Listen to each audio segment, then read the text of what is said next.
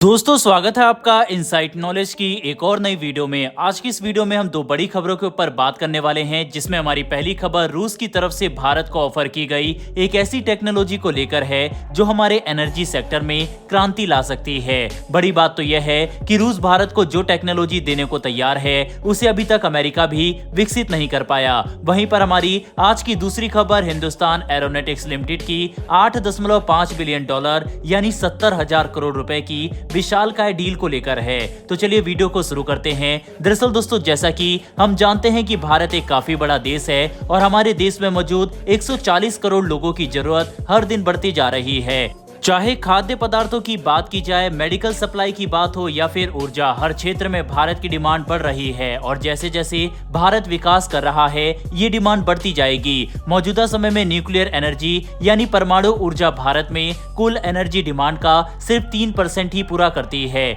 लेकिन भारत इसमें एक बड़ा उछाल लाना चाहता है। भारत की योजना है कि हम परमाणु ऊर्जा के साथ साथ रिन्यूएबल एनर्जी पर ध्यान केंद्रित करेंगे, जिससे कोयला और क्रूड ऑयल पर अपनी निर्भरता कम कर सके। ऐसा करने से हम ग्रीन एनर्जी के क्षेत्र में विकास कर सकेंगे, जो न सिर्फ हमारे लिए कई बिलियन डॉलर की रकम हर साल बचाएगा, बल्कि पर्यावरण भी दूसरे देशों के मुकाबले साफ सुथरा और सुरक्षित बन सकेगा। ऐसा करने में न्यूक्लियर रिएक्टर काफी अहम साबित होंगे, लेकिन न्यूक्लियर रिएक्टर को बनाना और ऑपरेट करना आसान नहीं है। इसकी भारी कीमत और सेफ्टी इशू को नजरअंदाज नहीं किया जा सकता। लेकिन अब भारत की इसी बड़ी जरूरत को पूरा करने के लिए रूस हमें एक क्रांतिकारी टेक्नोलॉजी देने को तैयार है। दरअसल दोस्तों, लेटेस्ट अपडेट के अनुसार रूस भारत को RITM 200 स्मॉल मॉड्यूलर रिएक्टर का ऑफर दे चुका है। यह एक काफी एडवांस और शक्तिशाली न्यूक्लियर रिएक्टर है जो आकार में किसी ट्रेडिशनल रिएक्टर के मुकाबले काफी छोटा है। इसका इस्तेमाल करके 350 मेगावाट की ऊर्जा पैदा की जा सकती है, जो हमारे न्यूक्लियर एनर्जी प्रोग्राम को विकसित करने में एक इफेक्टिव कदम साबित होगा। इस तरह के छोटे मॉड्यूलर रिएक्टर को सेटअप करना और ऑपरेट करना किसी ट्रेडिशनल न्यूक्लियर रिएक्टर के मुकाबले न सिर्फ काफी सस्ता होता है, बल्कि काफी सुरक्षित भी है। इतना ही नहीं, बल्कि RITM 200 स्मॉल मॉड्यूलर रिएक्टर की टेक्नोलॉजी को रूस प्रमाणित भी कर चुका है। साथ ही इसका ट्रैक रिकॉर्ड और परफॉर्मेंस इतना अच्छा है कि भारत ही नहीं बल्कि पूरी दुनिया इससे काफी प्रभावित है और यही वजह है कि अमेरिका भी इस तरह के मॉड्यूलर रिएक्टर को बनाने की रेस में लगा हुआ है। भारत भी ऐसा करना चाहता है, लेकिन हमारी मौजूदा जरूरत के लिए यह रिएक्टर काफी अच्छा साबित होगा। पर इतनी महत्वपूर्ण टेक्नोलॉजी की खरीद को लेकर हम जल्दबाजी नहीं कर सकते। इसीलिए भारत रूस की तरफ से दिए गए ऑफर को अच्छी तरह से रखने के बाद ही कोई फैसला लेगा। लेकिन इसी के साथ हम रिन्यूएबल एनर्जी के क्षेत्र में तेजी से काम करते रहेंगे, ताकि 2030 तक देश के अंदर फॉसिल फ्यूल पर निर्भरता कम की जा सके। साथ ही हमें हमारे न्यूक्लियर एनर्जी प्रोग्राम में और भी इन्वेस्टमेंट करने की जरूरत है, तभी जाकर हम स्मॉल मॉड्यूलर रिएक्टर की टेक्नोलॉजी को लार्ज स्केल पर इंप्लीमेंट कर पाएंगे। बहरहाल बढ़ते हमारी दूसरी खबर की तरफ। ये अपडेट हिंदुस्तान एरोनॉटिक्स लिमिटेड की एक विशालकाय डील को लेकर है, जो तेजस एयरक्राफ्ट के सब सिस्टम और पार्ट की सप्लाई लाइन को मेंटेन करने से जुड़ी है।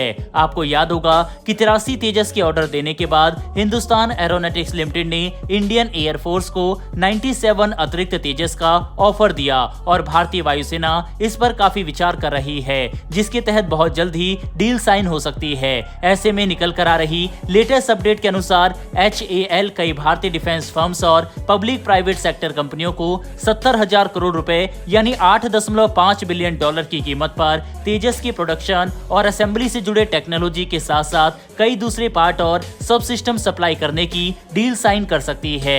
ये डील बहुत बड़ी है और हम समझ सकते हैं कि कैसे देश के अंदर तेजस एयरक्राफ्ट की मैन्युफैक्चरिंग को लेकर एक मजबूत इकोसिस्टम तैयार हो रहा है, जो भविष्य में हमें इन एयरक्राफ्ट का एक्सपोर्ट करने में भी काफी मदद करेगा। बता दें कि तेजस को लेकर दुनिया में लोकप्रियता बढ़ती जा रही है। फिलीपींस से लेकर आर्मीनिया और इजिप्ट तक में तेजस की चर्चा तेज हो चुकी है, जिसकी वजह से ये कहना गलत नहीं होगा कि आने वाले समय में भारत तेजस के सैकड़ों यूनिट का एक्सपोर्ट कर सकता है और हमारे पास एक काफी बड़ा अवसर मौजूद है। लेकिन इस एक्सपोर्ट पोटेंशियल को हम तभी पूरा कर पाएंगे जब भारत के पास LCA तेजस का प्रोडक्शन करने के लिए एक मजबूत इकोसिस्टम मौजूद हो। साथ ही एक्सपोर्ट हमें डोमेस्टिक लेवल पर डिलीवरी की टाइमलाइन को सही रखते हुए करना होगा।